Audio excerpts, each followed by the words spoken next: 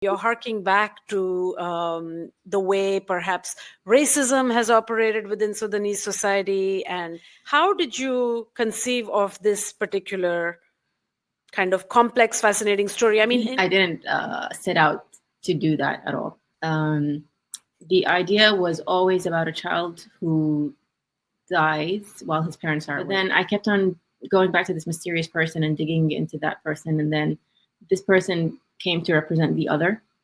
And the other is always, someone that, wherever you come from, the other is always someone that you either fear or you despise or you look down on. There's always that divide.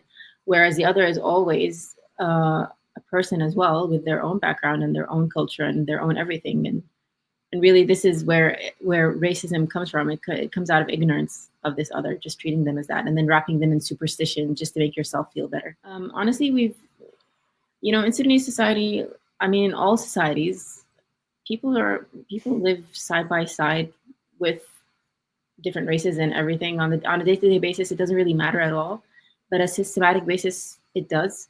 For example, in our case in Sudan, for example, when Sudan and South Sudan were still one country, South Sudanese people didn't really have that many opportunities for work in their careers in the north. Yeah. And there was the undertone of racism at all levels. In a regular neighborhood, they'd be living side by side normally. That's fine, and they're friends and everything. That's it. But there's still that undertone there, and then it manifests in these other more violent ways when it comes to conflict and to war. And then in the end, we had this secession where they decided to just become their own country and be done with us. So that's something that we can't really escape. It's there, and people don't like talking about it. I didn't like writing about it. It makes everyone feel uncomfortable, but we can't deny that it's there. I mean, yeah.